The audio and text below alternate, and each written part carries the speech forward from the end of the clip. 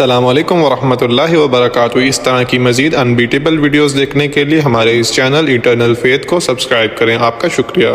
کہ وہ جو ایک مصرع ہے کہ کون سیاہی گھول رہا ہے وقت کے بہتے دریا میں، امن عالم جو ہے ہو سکتا ہے تہو بالا ہو جائے، کہا جا رہا ہے شاید تیسری عالمگیر جنگ شروع ہو جائے گی۔ بش صاحب کہتے ہیں 10 سالہ جنگ ہوگی۔ بظاہر تو معاملہ چھوٹا سا نظر آتا ہے، ایک آدمی اسامہ، دھان 500 آدمی، کچھ بھی نہیں۔ پھر یہ افغانستان، اگر آپ ویسے دیکھیں دنیاوی اعتبارات سے، مادی اعتبارات سے، اس کی کیا حیثیت ہے امریکہ جیسے سپریم پاور کے سامنے؟ لیکن کتنا اہتمام ہو رہا ہے، مشرق و مغرب کے وسائل و ذرائع جمع کیے جا رہے ہیں، ادھر میڈیٹرینین میں، ادھر بحر ہند میں، دور تک نیگو گارسیا تک اپنے سارے اڈے جو ہے تیار کر دیے گئے ہیں۔ بڑے مہیب قسم کے ایئر کرافٹ کیریئرز جو ہیں پہنچ گئے ہیں۔ وہ ہوائی جہاز جن کی شکل دیکھ کے دہشت آدمی پہ آ جاتی ہے، ان کے غول کے غول پہنچ گئے ہیں۔ یہ سب کچھ کیا ہے، کیا ہونے والا ہے؟ اس کے حوالے سے میں آج آپ کے سامنے اس وقت کا عالم کیا ہے، اس کا پس منظر کیا ہے، پیش منظر کیا ہے، کیا ہونے جا رہا ہے، کیا کچھ ہونے والا ہے، اور پیچھے کون اصل کیریکٹرز ہیں کہ جو کار فرما ہے، میں اس کا آج جائزہ پیش کرنے چلا ہوں۔ دیکھیں، سب سے پہلی بات، انسانیت کا اور نوع انسانی کا ازلی اور ابدی دشمن وہ ابلیس لعین ہے۔ یہ چونکہ چیزیں ایسی ہیں کہ جو ما وراء الطبیعات سے متعلق ہیں۔ ابلیس جن ہے، جن انویزیبل ورلڈ سے تعلق رکھتا ہے، غیر مرئی، جو نظر نہیں آتا۔ فرشتے انویزیبل ورلڈ سے تعلق رکھتے ہیں، غیر مرئی، جو نظر نہیں آتا۔ یہ ہم جو ہے اور یہ حیوانات دنیا میں جو ہے یہ مرئی ہے، ویزیبل۔ آج کا عام ذہن جو انسان کا بن چکا ہے، سائنٹزم جسے کہا جاتا ہے، سائنسی نقطہ نظر، اس کا عام لوگوں پر بھی اثر یہ ہوا ہے کہ جو انویزیبل ورلڈ ہے اس کی باتوں کی طرف توجہ نہیں کرتے۔ ہاں، عقیدہ تو ہے کہ ہے، جن بھی ہے، فرشتے بھی ہیں، لیکن کوئی ان کی اہمیت ہماری نگاہوں میں نہیں۔ ساری نگاہیں مرکوز ہے visible world, physical world. Meta physics کا تو مضمون بھی اب سمجھ رہے ہیں کہ ختم کر دینا چاہیے، یونیورسٹیز سے فلسفے کے ڈپارٹمنٹس ختم ہو رہے ہیں، کیا ضرورت ہے اس کی؟ اصل شے یہ دنیا ہے، یہ عالم ہے، یہ کائنات ہے، یہ مادہ ہے، یہ حیات انسانی، حیات دنیاوی ہے۔ اس پر میرا جو مارکت الارا مضمون تھا 1967 کے جون میں جو چھپا تھا، اسلام کی نشرت ثانیہ کرنے کا اصل کام، کہ جو عہد حاضر کی جو تہذیب ہے اس کے 3 بنیادی اصول کیا ہیں؟ خدا ہے یا نہیں ہے چھوڑو، اس بحث میں نہ پڑھو، کائنات تو ہے نا، مادہ تو ہے نا، روح کوئی شے ہے یا نہیں ہے کیا پتا، کسی نے دیکھی نہیں آج تک، لہذا اس کے بارے میں گفتگو کا فائدہ کیا، وقت کا سیاہ۔ عالم آخرہ کوئی ہے یا نہیں ہے کیا پتا، کس نے آ کے بتایا مرنے کے بعد، لہذا اس بحث میں نہ پڑھو، یہ عالم دنیا تو ہے نا، اٹس ویری مچ پریزنٹ، لہذا ساری توجہ اس پر صرف کرو۔ تو خدا کے مقابلے میں کائنات پر توجہ، روح کے مقابلے میں مادے اور جسم پر توجہ، حیات اخروی کے مقابلے میں حیات دنیاوی پر توجہ، یہ ہے اصل میں کرکس آف دی میٹر، اس تہذیب جدید کا خلاصہ ہے۔ اس اعتبار سے میں کہہ رہا ہوں کہ بعض باتیں میری آپ کو ذرا ایسی لگیں گی کہ جو شاید ماحول سے کچھ زیادہ متعلق نہیں، لیکن وہ دین کی بڑی بنیادی بات ہے۔ دیکھیے، اللہ تعالیٰ نے جو مخلوقات پیدا کی ہے ان میں ایک تقسیم تو ہو سکتی ہے ذی حیات اور بغیر حیات، جاندار چیزیں اور بے جان چیزیں۔ بے جان چیزیں بے شمار، یہ تمام فلکیات، یہ پوری کائنات، یہ زمین، یہ پہاڑ، یہ شجر و حجر، کیا؟ لیکن ایک ہے جاندار، ان جانداروں میں ایک تقسیم ہے، 2 کا تعلق غیر مرئی دنیا سے ہے، انویزیبل ورلڈز، فرشتے جو دکھائی نہیں دیتے، ان کی پیدائش ہوئی ہے نور سے۔ دوسرے جنات جو انسانوں سے پہلے پیدا کیے گئے، آدم سے پہلے، وَالْجَانَّ خَلَقْنَاهُ مِن قَبْلُ مِن نَارِ السَّمُومِ، جنات کو تو ہم بہت پہلے پیدا کر چکے تھے آگ کی لو سے، وہ بھی نظر نہیں آتے۔ تیسرے انسان اور اس دنیا میں جتنے بھی حیوانات ہیں، ان کا جو مادہ ہے وہ ارض، یہ زمین ہے، یہ مٹی سے بنے، تراب سے بنے، کرسٹ آف دی ارتھ سے بنے۔ اب ان میں ایک تقسیم ہے، ایک وہ ہے، ان تمام میں شعور تو ہے، حیوانات میں بھی شعور ہے، خود شعوری جسے کہتے ہیں سیلف کانشسنس، یہ صرف تین میں ہے، فرشتہ، جن اور انسان۔ حیوانات میں خود شعوری نہیں، کانشسنس ہے، سیلف کانشسنس نہیں ہے۔ تھوڑی سی بات سے سمجھا دوں آپ کو، میں دیکھ رہا ہوں، آپ مجھے دیکھ رہے ہیں، کتا بھی کوئی یہاں ہوتا تو مجھے دیکھ رہا ہوتا، لیکن کتے کو مجھے دیکھتے ہوئے یہ احساس نہیں ہوتا کہ میں دیکھ رہا ہوں، یعنی کتے کو یہ احساس نہیں ہوتا کہ وہ دیکھ رہا ہے، مجھے دیکھ تو رہا ہے، اس کو میں کا احساس نہیں ہے کچھ۔ میں جب دیکھ رہا ہوں تو میں سمجھتا ہوں میں دیکھ رہا ہوں، میں ہوں کوئی شے جو دیکھ رہا ہوں، یہ خود شعوری ہے، سیلف کانشسنس۔ کسی بھی کام کو کرتے ہوئے اپنے وجود کا احساس، میرا فیصلہ ہے، میری رائے ہے، یہ ہے در حقیقت سیلف کانشسنس، انا، سیلف، خودی۔ یہ حیوانات میں نہیں ہے، یہ ہے صرف ملائکہ، جنات اور انسان۔ اب یہاں مسئلہ پڑ گیا، بڑا پرپیچ مسئلہ۔ اللہ تعالیٰ نے پہلے حضرت ملائکہ کو پیدا کیا اور انسانی ارواح کو پیدا کیا نور سے، پھر ناگ سے پیدا کیا، نار سے، آگ سے، جنات کو، پھر مٹی سے بنایا، آدم کا حیولہ، اس میں روح پھونک دی، اب آدم بن گئے۔ اعلان یہ کر دیا کہ خلافت عرضی جو ہے وہ آدم کو عطا کی جا رہی، یہ پیش پڑ گیا۔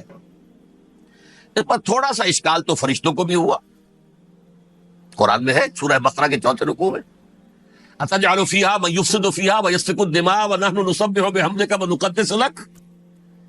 پروردگار اس آدم کو تو خلافت دے رہا ہے، زمین کے اندر اختیار دے دے گا، یہ تو فساد کرے گا، کوریزی کرے گا، ہم تیری تسبیح و تحمید میں لگے ہوئے ہیں، جو بھی حکم ہو، ارشاد ہو، ہم بجا لاتے ہیں، تو ضرورت کیا ہے؟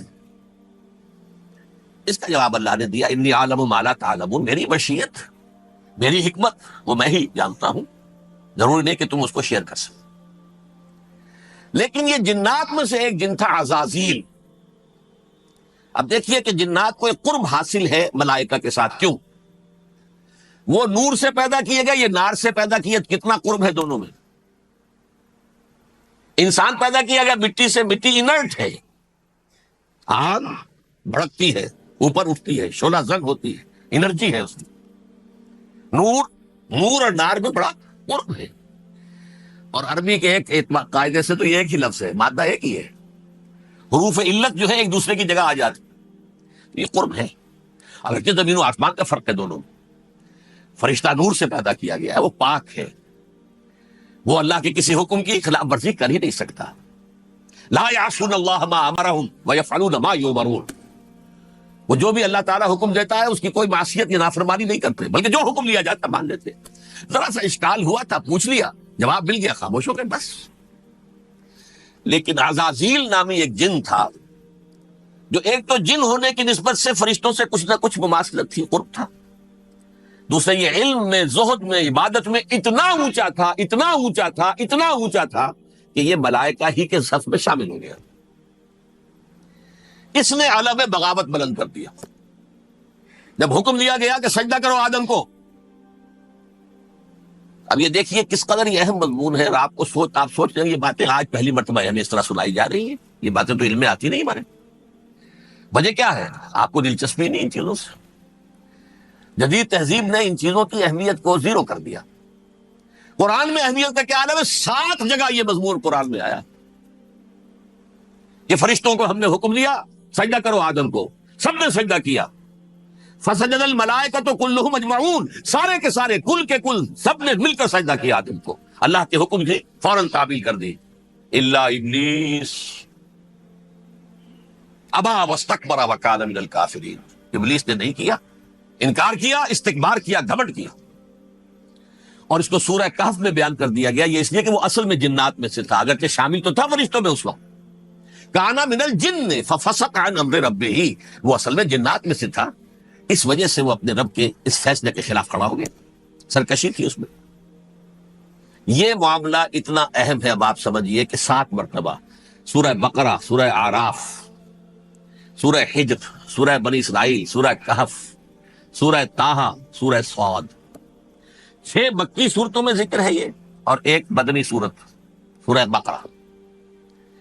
ان میں سے اکثر مقامات پر پھر جب اللہ نے کہا کہ اچھا تم نے یہ سرکشی کی ہے اور ہمارے حکم کی خلاف ورزی کی ہے تو یہاں سے نکل جاؤ، دفع ہو جاؤ، تم مردود ہو، مردود ملعون، ان علیک لعنتی الی یوم الدین، اب تجھ پر لعنت رہے گی میری قیامت کے دن۔ اس نے کہا اچھا پروردگار پھر مجھے ذرا مہلت دے دے، رب فانظرنی الی یوم یبعثون، قیامت تک میری زندگی طویل کر دے۔ فذهب فإنک من المنظرین، کہہ دیا اچھا جاؤ، تمہاری یہ درخواست بھی ہم نے قبول کی۔ انہوں نے کہا پروردگار اب میں اس آدم کو بھی گمراہ کر کے چھوڑوں گا اور آدم کی نسل کو تباہ کر کے چھوڑوں گا۔ انتہائی شدید چیلنج کے انداز میں یہ قرآن مجید میں 4-5 مرتبہ مضمون آیا ہے۔ میں نے صرف 2 جگہ سے آپ کو اس وقت کوٹ کر کے سنایا تھا۔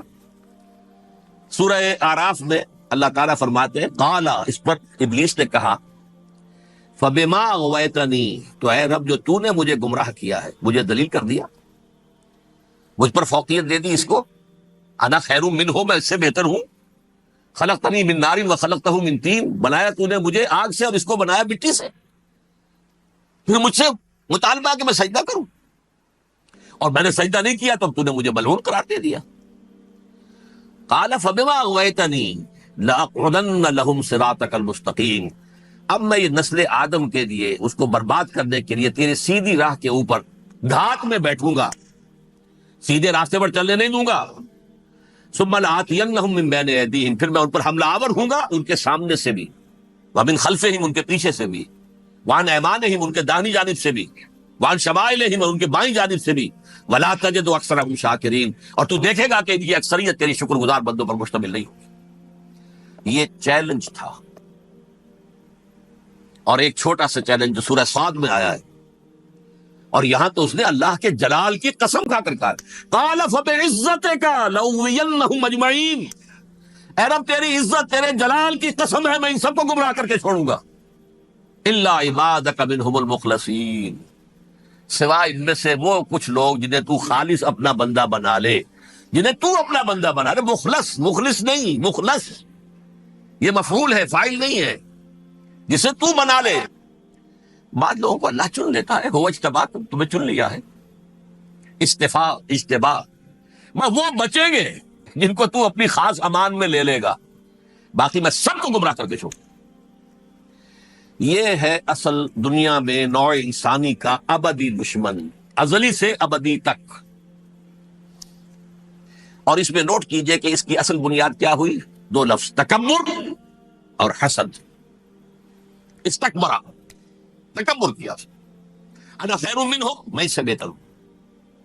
یہ ساری بس کی گانٹھ یہی ہے، سب سے بڑی گمراہی کی وجہ یہی، اسی لیے کہا ہے حدیث میں لن يدخل الجنہ من کان فی قلبہ مثقال حبۃ من کبر، جنت میں ہرگز وہ شخص کبھی بھی داخل نہیں ہو سکے گا جس کے دل میں رائے کے دانے کے برابر بھی کبر ہے۔ تکبر سب سے بڑا دل، الکبر ردائی، اللہ فرماتا ہے یہ تکبر، یہ تو میری چادر ہے، کوئی شخص تکبر کرتا تو گویا میری چادر گھسیٹ رہا ہے میرے کندھے سے۔ عرب میں کسی شخص کی توہین کرنی ہوتی تھی تو اس کی چادر گھسیٹتے تھے، ننگا کر دیا گویا کہ تو یہ میری ردائی ہے، الکبر ردائی، یہ میری چادر ہے، یہ جامہ مجھے زیب دیتا ہے، مجھ پر راستہ تھا۔ اور حسد، آدم کو جو برتری عطا ہو گئی، اس حسد کی آگ میں وہ جل رہا ہے اور اس کا انتقام لینا چاہتا ہے۔ آدم سے بھی، آدم کو بھی گمراہ کیا، جنت سے نکلوایا، ویسے نکلنا تو انہیں تھا ہی مشیت اذن میں، لیکن فوری طور پر اللہ کے حکم کی خلاف ورزی تو کروائی نا۔ فعصى آدم ربہ فغوی، آدم نے اپنے رب کے حکم کی نافرمانی کی اور گمراہ ہوا عارضی طور پر۔ یہ دوسری بات ہے، توبہ کر لی، اللہ نے توبہ قبول فرما لی، معاف کر دیا۔ کوئی مستقل جو ہے وہ نسل انسانی پر اس گناہ کا اثر متوارث طور پر نہیں آ رہا، ختم ہو چکا معاملہ، ہوا تھا ہو گیا۔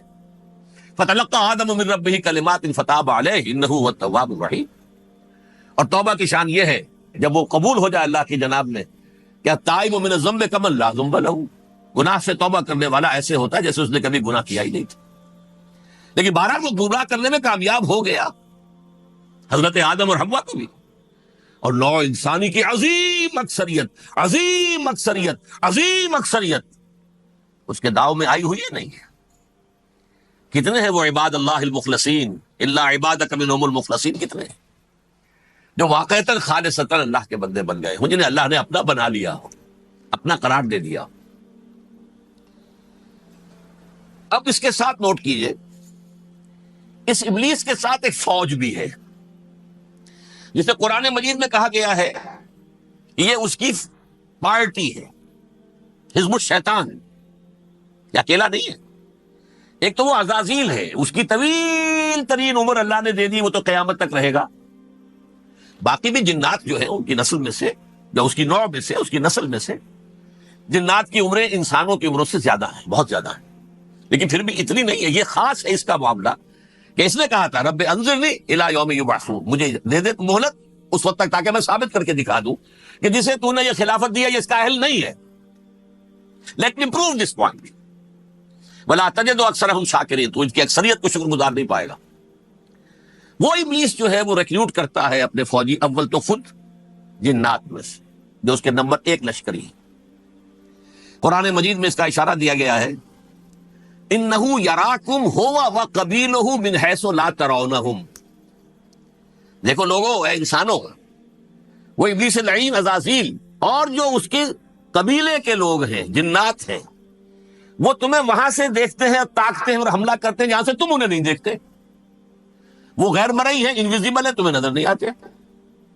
ویزیبل دشمن کا وار تو روک لو گے، انویزیبل کا کیسے روکو گے؟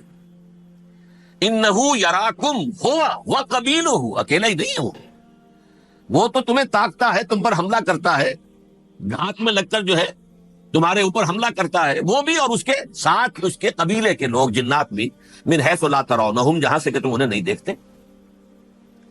لیکن اس کے علاوہ وہ انسانوں میں سے بھی ریکریوٹ، رنگ روٹ، وہ برپٹ، وہ جو ہے ان کو اپنے پاس رکھتا ہے فوج کے اندر.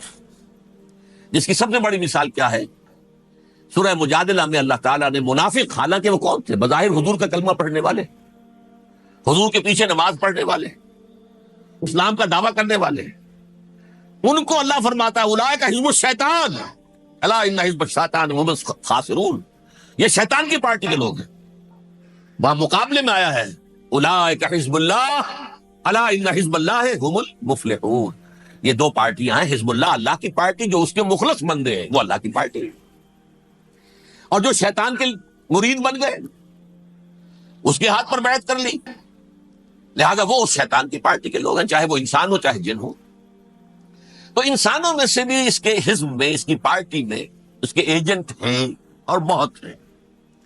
بلکہ بہت سے تو ایسے ہیں کہ جو جنات کے بھی کان قطر دیں، ان کو بھی شیطنت سکھا دے، پڑھا دے. لیکن اب ایک بات سمجھیے، ایک دنیا میں نسل اور قوم بھی ایسی ہے جو ایک خاص وقت سے بحیثیت مجموعی من حیث القوم ابلیس کی ایجنٹ بن گئی ہے. وہ کون ہے؟ وہ یہودی ہے. یہ یہودی قوم جو ہے، اس میں ایک تو کچھ یہ کہ ان کی فطرت کے اندر یہ تھا کہ ہم ہیں اصل انسان، باقی انسان جو ہے وہ انسان نما حیوان ہے، ان کی کوئی حیثیت ہی نہیں. ہم ہیں اصل انسان، نحن ابناء اللہ واحباؤہ. باقی یہ جنٹائلز، یہ گوئمز، غیر یہودی، یہ تو حیوانات ہیں. اب جیسے کہ انسانوں کو حق ہے کہ حیوانوں کو ایکسپلائٹ کریں، استعمال کریں. گھوڑے کو آپ ٹانگے میں باندھتے ہیں کہ نہیں؟ اس کی پسینے کی اور محنت کی کمائی ہے جو کھاتا ہے ٹانگا چلانے والے. البتہ یہ ضرور ہے کہ چونکہ اگلے روز پھر جوتنا ہے تو کچھ نہ کچھ تو اسے بھی کھلائے گا نا، اپنی کمائی میں سے کچھ دانے کھلائے گا، کچھ اور گھاس دے گا. یا بیل کو جوتنا ہے ہل میں تو کچھ نہ کچھ اس کو دینا ہوگا کھانے کو، لیکن پھر اسے استعمال کرنا ہے.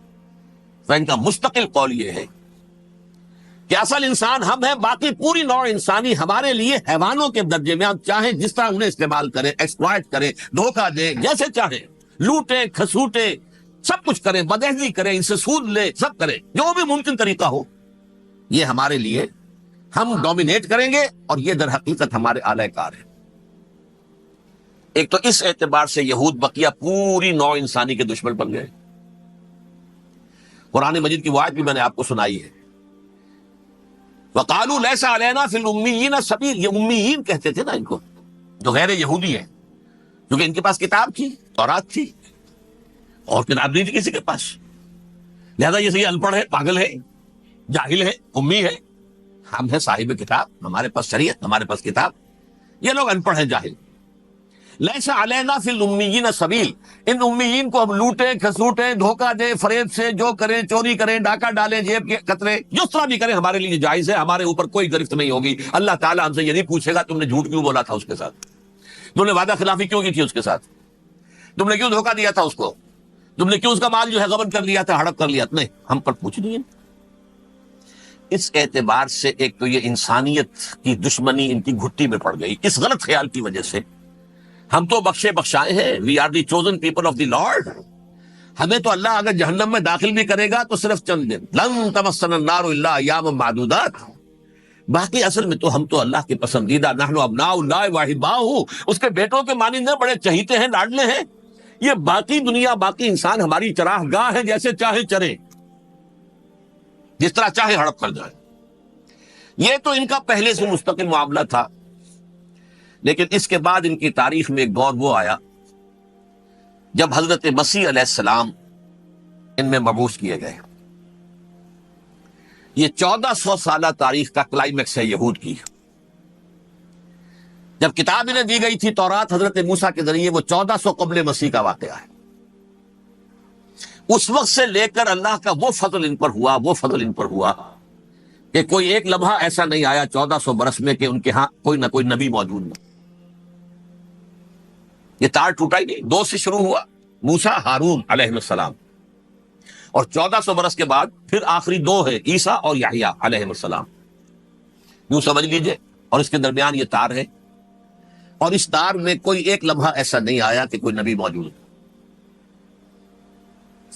اس میں اتار چڑھاؤ بہت سے آئے ہیں، اس کا وہ میرا موضوع نہیں ہے. اس وقت قبل مسیح کی تاریخ جو ہے وہ میرا موضوع نہیں ہے. قرآن مجید میں سورہ بنی اسرائیل کے پہلے رکوع میں اس کا تذکرہ موجود ہے. وَقَضَيْنَا إِلَىٰ بَنِي إِسْرَائِيلَ فِي الْكِتَابِ لَتُفْسِدُنَّ فِي الْأَرْضِ مَرَّتَيْنِ وَلَتَعْلُنَّ عُلُوًّا كَبِيرًا. 2 مرتبہ ان پر عذاب کے کوڑے برسے.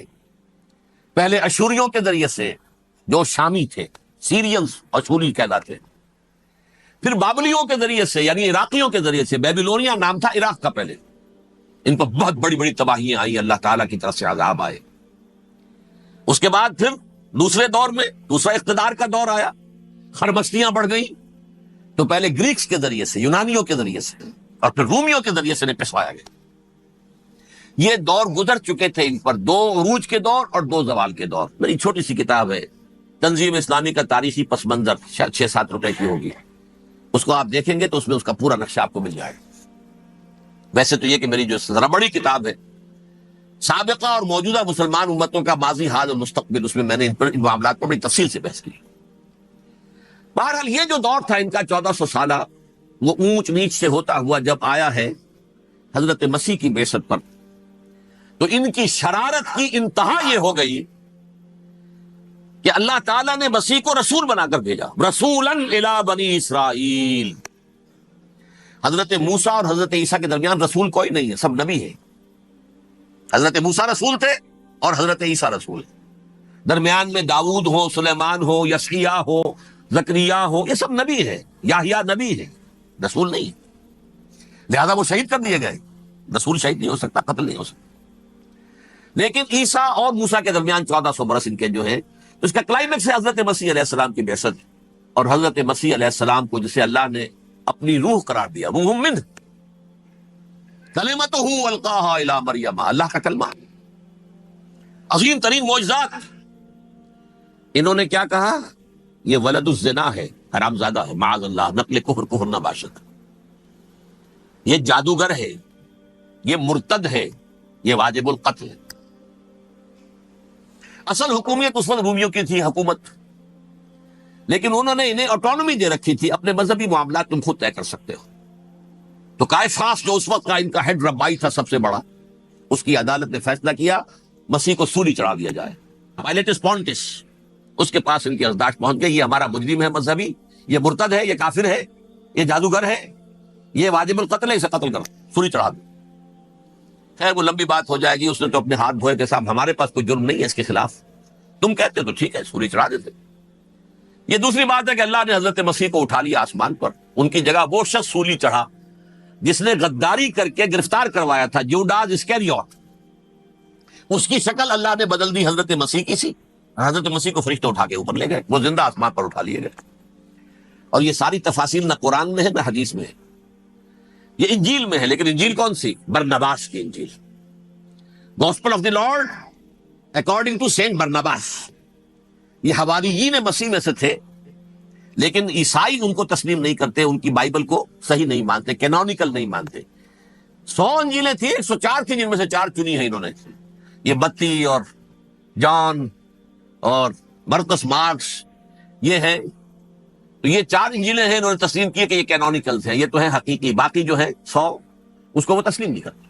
ان میں سے ایک ہے یہ برنباس، اس میں یہ تفصیل ہے کہ اللہ تعالیٰ نے اس شخص کی، جیوڈاس کی، یہودا جیوڈاس اس کو انگریزی میں کہتے ہیں، اس کی شکل بدل دی حضرت مسیح کی سی، وہ گرفتار ہوا، وہ سولی چڑھا، وہ غدار تھا، غداری کی سزا اسے ملنی تھی، وہ مل گئی۔ حضرت مسیح کو فرشتے 4 اٹھ رہے ہیں، جس کوٹڑی میں حضرت مسیح مقیم تھے، ایک باغ کے اندر وہ کوٹھ تھے، اس کی چھت پھٹی ہے، 4 فرشتے آئے ہیں، حضرت مسیح کو اٹھا کر لے گئے ہیں، چھت برابر ہو گئی ہے، اس کے بعد وہ شخص پکڑا گیا۔ بہرحال حضرت مسیح کو اللہ نے اٹھا لیا آسمان۔ لیکن وہ دن ہے کہ اس قوم کو اب مغضوب علیہم قرار دے دیا گیا۔ نوٹ کر لیجیے، اصل میں تو ہونا یہ چاہیے تھا کہ رسول کی جان کے درپے جب کوئی امت ہو جاتی تھی تو اللہ کا قاعدہ یہ تھا کہ اس امت کو نسیہ منسیہ کر دیا۔ حضرت نوح کی قوم کو ختم کیا یا نہیں؟ حضرت ہود کی نگاہوں کے سامنے قوم عاد برباد کی گئی یا نہیں؟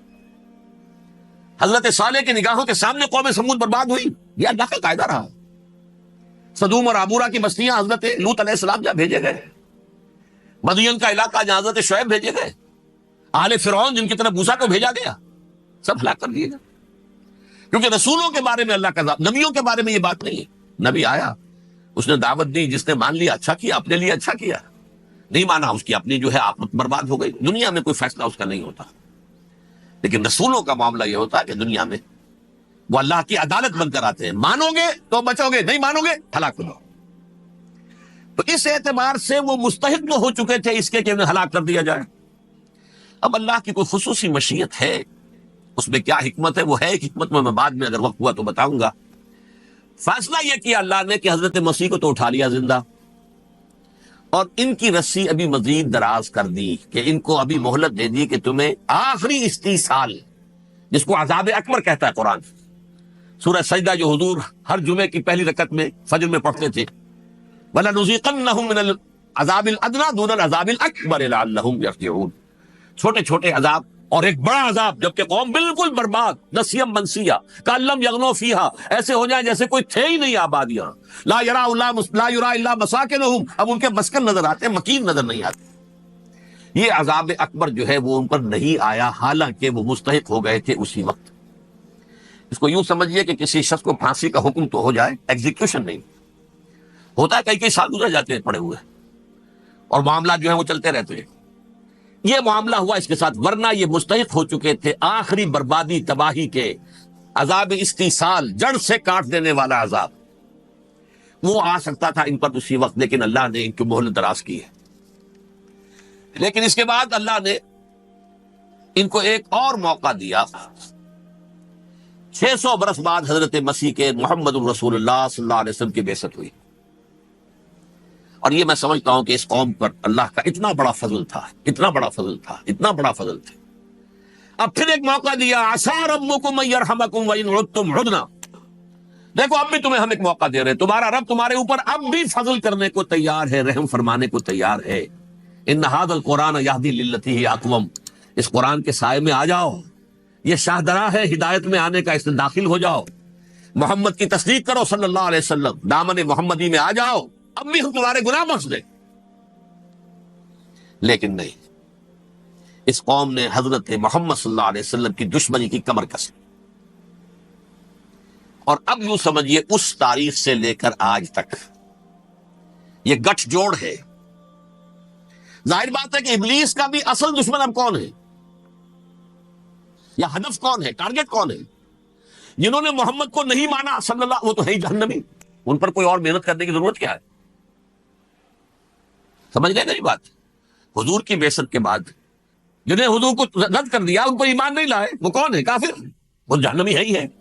لہذا اس کے اوپر کوئی محنت صرف کرنے کی ابلیس کو ضرورت نہیں. اس کا اصل ٹارگٹ امت محمد ہے صلی اللہ علیہ وسلم.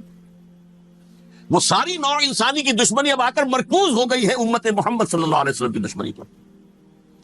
اور اسی طرح یہود کا معاملہ، اگرچہ ویسے پوری نوع انسانی کے دشمن ہیں، انہیں حیوان سمجھتے ہیں، ان کی جان مال اپنے لیے مباح سمجھتے ہیں، جس طرح چاہے لوٹے کھسوٹے کھائے پیے انہیں. لیکن اب ان کی بھی دشمنی کا سب سے بڑا مرکز امت محمد. کیوں؟ وہی تکبر اور حسد، وہی بیماری ہے. انہیں تکبر یہ ہو گیا تھا کہ 2000 سال سے یہ نبوت ہماری میراث، ہماری جاگیر. بنو اسرائیل کے اندر سینکڑوں نبی آئے، 3 کتابیں اللہ نے ہمیں عطا کی. یہ کہاں سے آ گیا محمد صلی اللہ علیہ وسلم؟ معاذ اللہ ثم معاذ اللہ. یہ امیین میں سے، یہ جنٹائل میں سے، یہ گوئنز میں سے، یہ حقیر ان پڑھ. کہاں ہم، کہاں یہ نہیں تسلیم کریں گے. حالانکہ قرآن کہتا ہے یعرفونہ کما یعرفون ابناہم. ان کے علماء ایسے پہچانتے تھے حضور کو جیسے اپنے بیٹوں کو پہچانتے کہ یہ آخری نبی ہے. لیکن تکبر اور حسد کی آگ میں جل اٹھے. اب ان کے بھی دشمنی کس سے ہے؟ محمد اور امت محمد صلی اللہ علیہ وسلم. یہ گٹھ جوڑ ہے. اب دیکھیے، یہ ہے میری گفتگو کا اب تک کی گفتگو کا حاصل. یہ گٹھ جوڑ ایک غیر مرئی دنیا، انویزیبل دنیا کا ابلیس لعین اور جنات میں سے اس کے لشکری فوج. انسانوں میں سے ویسے تو اور بھی بہت جگہ اس کے ایجنٹ ہیں، مسلمانوں میں بھی ہے، لیکن بحیثیت قوم، بحیثیت مجموعی، ایک پوری قوم، ایک پوری نسل جو ہے اس کے ساتھ گٹھ جوڑ ہے. ان دونوں کی گٹھ جوڑی کے ساتھ یہ دشمن دون ہیں انسانیت کے. پہلا دشمن ابلیس لعین، عزازیل لعین، اور دوسرے دشمن یہود ملعون. اب میں آپ کو ذرا اس جو انسانوں میں سے انسان دشمنی کا جن کا سب سے بڑا رول ہے، میں ان کی 2000 سالہ تاریخ کا آپ کے سامنے نقشہ رکھنا چاہتا ہوں. ان 1400 سال کا تو میں نے صرف 4 آپ کو پوائنٹس بتائے. موسیٰ سے عیسیٰ تک 1400 برس علیہ الصلوۃ والسلام. 2 مرتبہ عروج، 2 مرتبہ زوال. اشیریوں کے ہاتھوں پٹوائی، بابلیوں کے ہاتھوں پٹانا، گریکس کے ہاتھوں مرمت، رومنس کے ہاتھوں مرمت. یہ جو 2000 سال ہے، کیونکہ اب تو ظاہر بات ہے 21ویں صدی شروع ہو گئی، 20 صدیاں حضرت مسیح کو پوری ہو گئی. پہلی بات نوٹ کیجئے، حضرت مسیح کی پیدائش ہے سن 1 قبل مسیح. یہ نقطہ آپ نے کبھی سنا ہے یا نہیں؟ جب ملینیم کا سلسلہ شروع ہوا تھا پچھلے سال، تو میں نے بیان کر دیا تھا کہ ایک عجیب حساب کے اندر انہوں نے غلطی کی ہوئی ہے. حضرت مسیح کی پیدائش ہوئی 25 دسمبر کو. سن انہوں نے شروع کر دیا، تو اس کے بعد جنوری آئی تو پہلا سال شروع ہو گیا. اگر جنوری سے پہلا سال شروع ہوا تو یہ 6 دن جو ہے تو اس کے پچھلے سال میں تھے. لہذا کہا جائے گا کہ Jesus Christ was born 1 year before Christ BC. تو 1 قبل مسیح میں حضرت مسیح کی پیدائش ہوئی. یہ آخری اسرائیلی نبی اور رسول. یہودی علماء کی مخالفت، دشمنی، سولی پر چڑھوا دینا میں بیان کر چکا ہوں. سن 33 عیسوی میں جبکہ حضرت مسیح کی عمر 33 برس تھی، اللہ تعالیٰ نے انہیں زندہ آسمان پر اٹھا لیا. لیکن یہودیوں نے اپنے خیال کے مطابق انہیں سولی پر چڑھوا دیا، ان کی موت واقع ہوگی. اگرچہ اس کے بعد یہ اختلاف ہے ان میں. یہودی کہتے ہیں وہ سولی پر چڑھ گیا، ختم ہوا، مر گیا. عیسائی کہتے ہیں نہیں، انتقال ہوا ہے مسیح کا صلیب پر، لیکن پھر وہ دوبارہ زندہ ہو گئے ہیں. ان کی لاش ایک غار میں رکھ دی گئی تھی، وہاں ریزریکشن ہو گیا، ان کا وہاں سے بعد الموت وہی ہو گیا، اور پھر انہیں اللہ نے زندہ آسمان پر اٹھا لیا. تو ہمارے اور عیسائیوں کے درمیان نوٹ کر لیجئے، یہ چیز مشترک ہے کہ حضرت مسیح آسمان پر زندہ اٹھائے گئے. فرق کیا ہے؟ وہ سمجھتے ہیں کہ سولی دیے گئے، سولی پر مرے، پھر زندہ ہوئے، پھر گئے. ہم سمجھتے ہیں کہ نہیں، وما صلبوہ وما قتلوہ، انہوں نے نہ صلیب دے سکے انہیں اور نہ انہیں قتل کر سکے، بل رفع اللہ الیہ، اللہ نے اٹھا لیا. پھر ہمارا اور یہ اس کا عیسائیوں کا ایک اور اتفاق ہے، سیکنڈ کمنگ آف جیسس، حضرت مسیح دوبارہ آئیں گے، یہ عیسائیوں کا بھی عقیدہ ہے اور ہمارا بھی۔ بہرحال تو جیسا کہ میں نے عرض کیا کہ اس وقت یہ عذاب استیصال، عذاب اکبر کے مستحق ہو چکے تھے، لیکن اللہ نے ان کی مدت دراز کی ہے، لیکن ان پر دنیاوی عذاب کا ایک کوڑا جو ہے اللہ تعالیٰ کی طرف سے اسی وقت برسا۔ دنیاوی عذاب دنیا میں رہتے ہوئے ختم نہیں کیا گیا۔ 37 برس بعد، حضرت مسیح کے رفع سماوی کے 37 برس بعد، سن 70 میں یہودیوں نے بغاوت کی رومیوں کے خلاف۔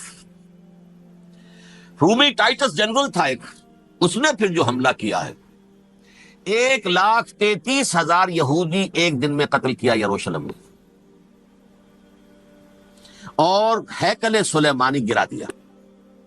وہ ہیکل پہلے بھی گرا تھا، پہلے 1400 سال کے دوران میں بھی نبوکدنضر نے گرایا تھا، لیکن پھر اس کے 150 سال بعد انہوں نے دوبارہ بنا لیا تھا، اس لیے وہ اسے سیکنڈ ٹیمپل کہتے ہیں۔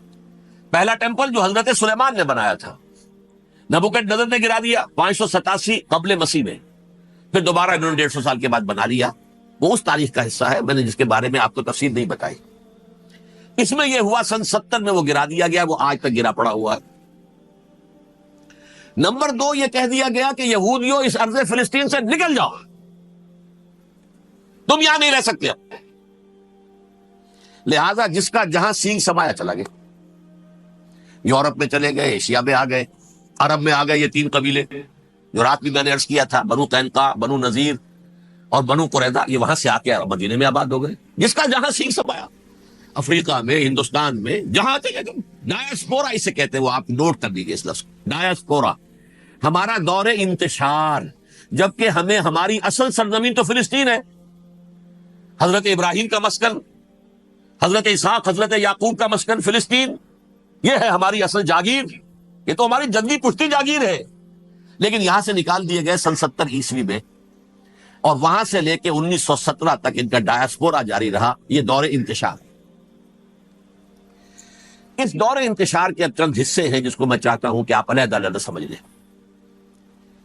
دور انتشار کا جو پہلا جو ہے تقریباً 300 برس، رومی حکمران تھے، وہ یہودیوں کے بھی دشمن تھے اور عیسائیوں کے بھی دشمن تھے، عیسائی اور یہودی ایک دوسرے کے بھی دشمن تھے، لیکن رومی سمجھتے تھے کہ یہ ایک ہی تھیلی کے چٹے بٹے ہیں۔ رومیوں کے نزدیک عیسائی بھی یہودیوں ہی کا ایک فرقہ تھے، کوئی علیحدہ مذہب تو تھا ہی نہیں۔ لہذا رومی جو ہیں، رومنز، وہ ان دونوں کو ستاتے تھے، مارتے تھے، اور یہ آپس میں لڑتے تھے، یہودی عیسائیوں کو مارتے تھے، عیسائی یہودیوں کو مارتے تھے۔ یہ ہے 300 برس تک کی تاریخ۔ سن 300 عیسوی میں کیا ہوا؟ ایک معجزہ ہو گیا۔ بہت عظیم ایمپرر کانسٹینٹائن، قسطنطین اعظم، رومن ایمپررز میں سے بہت بڑا ایمپرر، وہ عیسائی ہو گئے۔ اب تو معاملہ بالکل تلپٹ ہو گیا، پوری سلطنت عیسائی ہو گئی۔ اب عیسائیوں کے عیش ہو گئے اور یہودیوں پہ مار پڑنی شروع ہوئی۔ اب عیسائیوں کا آپ خود سوچئے کہ جنہیں وہ خدا بنا بیٹھے ہیں، خدا کا بیٹا قرار دے رہے ہیں، ان کے قاتل کون؟ یہودی، بدماش۔ لہذا ان کی وہ پٹائی شروع ہوئی ہے یورپ میں، پوری رومن امپائر میں، انہیں ذلیل کیا گیا، شہروں میں آمد بند، علیحدہ رہو، گھیٹوز کے اندر رہو۔ یہودی کا نام جو ہے وہ گالی بن گیا، جیسے آج بھی یہودی گالی کہتے ہیں، جیسے خنزیر کا لفظ، آخر وہ بھی اللہ کی مخلوق ہے، لیکن آپ کو معلوم ہے کوئی شخص زبان پر نام نہیں لانا چاہتا خنزیر کا، سور کا، ہے تو مخلوق وہ بھی ایک حیوان ہے۔ ایسے ہی یہ یہودی گالی، جیوٹ گالی۔ لہذا ایک طرف تو ان دونوں کے درمیان دشمنی، جس کو قرآن کہتا ہے وَأَغْرَيْنَا بَيْنَهُمُ الْعَدَاوَةَ وَالْبَغْضَاءَ، ہم نے ان کے مابین دشمنی جو ہے پیدا کر دی۔ اور جب یہ پوری سلطنت عیسائی ہو گئی تو قافیہ تنگ ہو گیا یہودیوں کا۔ اب آئیے 571 عیسوی، یعنی جب کہ ڈایاسپورا کو کتنا عرصہ ہو چکا تھا؟ 500 برس۔ سن 70 سے شروع ہوا نا ڈایاسپورا، جب ٹائٹس نے گرایا ہے ہیکل کو اور نکال باہر کیا انہیں فلسطین سے، بھاگ جاؤ، یہاں ایک یہودی بھی نہیں رہے گا، فلسطین سے نکال دیے گئے۔ اس کے پورے 500 برس بعد سن 571 عیسوی میں حضور کی پیدائش ہوئی، ولادت با سعادت، محمد الرسول اللہ صلی اللہ علیہ وسلم. 610 میں آپ پر وحی کا آغاز ہوا. لیکن حضور کے ساتھ ان کا معاملہ کیا رہا؟ اول تو جبکہ حضور ابھی مکے ہی میں تھے، یہودیوں نے ریشہ دوانیاں شروع کر دی حضور کے خلاف. قریش مکہ کو سکھاتے تھے، پڑھاتے تھے، ان سے یہ پوچھو، ان سے یہ پوچھو، انہیں اس طرح تنگ کرو، ان سے یہ امتحان لو، یہ آپ کے علم میں ہے. سورہ بنی اسرائیل میں، سورہ کہف میں وہ سوالات، جو امتحانی سوالات آئے تھے، ذوالقرنین کون تھا، اصحاب کہف کون تھے، تم رسول بنے پھرتے ہو تو بتاؤ، اور یہ روح کی حقیقت کیا بتاؤ. یہ ساری ریشہ دوانیاں کر رہے تھے بیٹھے ہوئے ابھی وہیں پر. حضور ابھی پہنچے بھی نہیں. ہجرت فرما کر حضور تشریف لے آئے تو حضور نے، جسے ماسٹر سٹروک کہا جائے گا، یعنی اسٹیٹس مین شپ کا ماسٹر سٹروک، آپ نے مدینے میں آتے یہودیوں کے ساتھ پیکٹ کر دیا، جوائنٹ ڈیفنس پیکٹ آف مدینہ، کہ اگر مکے والے ہم پر حملہ کریں گے تو ہم مل جل کر ایک قوم کی حیثیت سے مقابلہ کریں گے. یہ میثاق مدینہ کہلاتا ہے، جس کے بہت غلط معنی پہنائے جا رہے ہیں آج کل. بہرحال میں موضوع میرا چونکہ یہ نہیں، میں ادھر نہیں جاؤں گا. لیکن ہوا کیا؟ ہر مرتبہ یہ خیانت کے مرتکب ہوئے. ان نے جو عہد کیے تھے ان سے پھرے، اندر ہی اندر سازش، ریشہ دوانی، حضور کی بدترین دشمنی. سورہ نساء کی آیت نمبر 12 میں، 14 میں، 13 میں فرمایا ہے لا تزال تطلع علی خائنۃ منہم. اے نبی، ہمیشہ آپ کے علم میں ان کی طرف سے خیانتیں، بدیانتیاں آتی رہیں گی. اور بار بار وہ مسلسل جنگ کی آگ بھڑکاتے تھے. قریش کو دعوت دیتے، آؤ آؤ آؤ، ہم اندر سے بغاوت کر دیں گے، تم آؤ تو صحیح، ختم کریں محمد کو اور اہل ایمان کو صلی اللہ علیہ وسلم رضی اللہ تعالیٰ عنہم اجمعین. لیکن پھر جب وہ آتے تھے تو یہ دبک جاتے تھے، ان میں ہمت نہیں تھی. میدان کے مرد نہیں رہے تھے. یہ سورہ حشر میں ان کا نقشہ کھینچا گیا ہے. کھلے میدان میں مقابلے کی اس کے اندر صلاحیت ہی نہیں ہے. یہ تو فصیلوں کے پیچھے سے، جیسے عورتیں کہیں دیہات میں لڑائی ہوتی ہے تو مرد جو ہے گلیوں میں لڑتے ہیں، عورتیں اوپر سے پتھر پھینکتی ہیں، بس وہ کام یہ کر سکتے تھے. من ورائے جدر، فصیلوں کے پیچھے سے، جنگ میں میدان میں نہیں آ سکتے. بہرحال قرآن مجید میں ہے یہ سورہ مائدہ کی آیت نمبر 64، کلما اوقدوا نارا للحرب اطفاها اللہ. اکثر و بیشتر مواقع پر تو یہ جب آگ بھڑکاتے تھے جنگ کی، اللہ اسے بجھا دیتا تھا. لیکن بہرحال اس کے باوجود جنگیں ہوئی، غزوہ بدر، غزوہ احد ہوئی کہ نہیں. یہ ساری اصل شرارت نہیں. اور اس کے نتیجے میں حضور نے پھر ایک ایک کر کے 3 قبیلوں کو سزا دی. غزوہ بدر کے فوراً بعد بنو قینقاع نکالے گئے مدینے سے. غزوہ احد کے فوراً بعد بنو نذیر نکالے گئے. اور غزوہ احزاب کے بعد بنو قریظہ نکال دیے گئے. یہ تو میں نے آپ کے سامنے رکھ دیا صرف حضور کے زمانے میں ان کا کیا رویہ رہا. دشمن، رات بھی ہم نے وہ آیت پڑھی تھی، لَتَجِدَنَّ أَشَدَّ النَّاسِ عَدَاوَةً لِلَّذِينَ آمَنُوا الْيَهُودُ وَالَّذِينَ أَشْرَكُوا. اہل ایمان کی دشمنی میں شدید ترین تم پاؤ گے یہودیوں کو اور مشرکین. مشرکین بھی بعد میں ہے، پہلے یہود. حضور کے بعد کیا ہوا اب یہ نوٹ کیجئے. یہ ان کی تاریخ کا دوسرا دور. حضرت عمر رضی اللہ تعالیٰ عنہ قائد خلافت ہے. بیت المقدس کا محاصرہ کیا گیا. فصیل بڑی اونچی، شہر اندر سے سیلف سفیشینٹ، حملے کا راستہ کوئی نہیں. محاصرہ طول کھینچ رہا ہے لیکن ان کے پاس رسد بھی موجود ہے، پانی بھی موجود ہے. وہ دروازے بند کر کے بیٹھے ہوئے. بالآخر اللہ تعالیٰ کی مشیت کا ظہور کیسے ہوا؟ ان کے کچھ علماء آئے فصیل پر، کہا دیکھو مسلمانوں، تم قیامت تک بھی یہاں پڑے رہو گے محاصرہ کر کے، ہمارا یہ شہر فتح نہیں ہوگا. ہاں، ایک درویش بادشاہ کے ہاتھوں یہ شہر فتح ہونا ہے، لیکن تمہارے اندر ہمیں وہ نظر نہیں آ رہا. ابو عبیدہ بن الجراح رضی اللہ تعالی عنہ، امین هذه الامہ، ان کا فوراً ذہن گیا وہ درویش بادشاہ مدینے میں بیٹھا ہوا ہے، عمر رضی اللہ تعالی. اب ایک اور عمر بھی ہے جو قندھار میں بیٹھا ہے. نقشہ وہی ہے، سادگی کی حد تک نقشہ وہی، بالکل وہی، اپنی آنکھوں سے دیکھا وہی ساتھ. عمر اول، عمر ثانی تھے عمر بن عبد العزیز. اب ایک اللہ کے فضل سے اللہ تعالیٰ ایدہ اللہ بنصرتہ، اللہ تعالیٰ ان کی نصرت فرمائے، دشمنوں کو ان کے مقابلے میں نیست و نابود کرے. انہوں نے ریکویسٹ بھیج دی کہ حضور تشریف لائیے، یہ شہر فتح ہو جائے گا. وہ ہے سفر تاریخی، اتنا طویل سفر، تقریباً 700 میل. ایک اونٹ، ایک خادم، ایک منزل پہ امیر المومنین اوپر بیٹھے، خادم آگے چل رہا ہے، اگلی منزل پہ خادم اوپر بیٹھا ہے، امیر المومنین آگے جا رہا ہے۔ اور جب پہنچے ہیں تو وہ باری تھی خادم کی، انہوں نے ہاتھ جوڑ دیا، حضور خدا کے لیے تم کیا کہیں گے لوگ، وہ میرا برا حال کر دیں گے، تمہیں شرم نہیں آئی؟ امیر المومنین پیدل آگے چل رہے ہیں نکیل پکڑ کر، اور تم بیٹھے ہو اوپر براجمان ہو۔ حضرت عمر فرمایا دورو دورو، نہیں باری تمہاری ہے، بیٹھ۔ اس حال میں پہنچے، اور پھر یہ کہ ابو عبیدہ بن الجراح آئے ہیں، استقبال کیا ہے تو دیکھا ہے اس حال میں چلے آ رہے ہیں، عمر نکیل پکڑے ہوئے چلے آ رہے ہیں، اور کہتے ہیں کہ کہیں کیچڑ ویچڑ تھا، جوتے خراب ہو گئے تھے، وہ بھی اتار کے ہاتھ میں پکڑے ہوئے، کپڑے تو تھے ہی پھٹے ہوئے۔ انہوں نے کہا کہ حضرت ابو عبیدہ نے، دیکھیے یہ بڑا متمدن ملک ہے، بڑا مہذب علاقہ ہے یہ، آپ ذرا حلیہ اپنا دوست فرما لیں تب جا کے پیش ہم آپ کو کریں گے۔ آپ نے فرمایا نحن قوم اعزنا اللہ بالاسلام، ہم وہ قوم ہیں جنہیں اللہ نے عزت دی ہے اسلام کے ذریعے سے، کپڑوں کے ذریعے سے نہیں، دولت کے ذریعے سے نہیں۔ اسی حال میں گئے ہیں، اوپر سے انہوں نے کھڑے ہو کر نشانیاں دیکھی ہیں، اپنی کتابیں کھولی، ہاں یہ وہی ہے، اچھا لو جی سرنڈر، شہر تمہارے ہاتھ میں، خون کا ایک قطرہ نہیں بہا اور بیت المقدس فتح ہو گئی۔ لیکن اس وقت حضرت عمر نے ایک نرمی یہ کی کہ یہودیوں کے لیے بھی اسے اوپن سٹی قرار دے دیا۔ یہ احسان عظیم حضرت عمر کا، اس سے پہلے یہودی آ ہی نہیں سکتا تھا، داخل ہی نہیں ہو سکتا تھا، وہاں وہ آ کر وزٹ نہیں کر سکتا تھا، زیارت نہیں کر سکتا تھا اپنے مقدس مقامات کی۔ حضرت عمر نے یوں سمجھیے کہ تقریباً 550 برس کے بعد ان کے لیے راستہ کھولا ہے کہ ہاں تم آ سکتے ہو، زیارت کر سکتے ہو۔ لیکن یہ عیسائیوں نے لکھوایا معاہدے کے اندر، انہیں یہاں آپ آباد ہونے کی اجازت نہیں دے، لیکن کم وزٹ دی پلیسز، دیکھیں زیارتیں کریں اور جائیں۔ یہ معاہدہ حضرت عمر کا ہے رضی اللہ تعالیٰ، جو پھر خلافت راشدہ کے بعد بنو امیہ نے بھی اس کو آرڈر کیا، بنو عباس نے کیا، پھر جو ہمارے یہ ترکوں میں اندر خلافت آئی تو ترک خلفاء نے بھی اس معاہدے کی پوری پابندی کی۔ فلسطین میں آ سکتے ہیں یہودی، صرف زائرین کی حیثیت سے، وہاں آباد نہیں ہو سکتے۔ اب آئیے اگلا دور آیا حضرت عثمان کا دور خلافت۔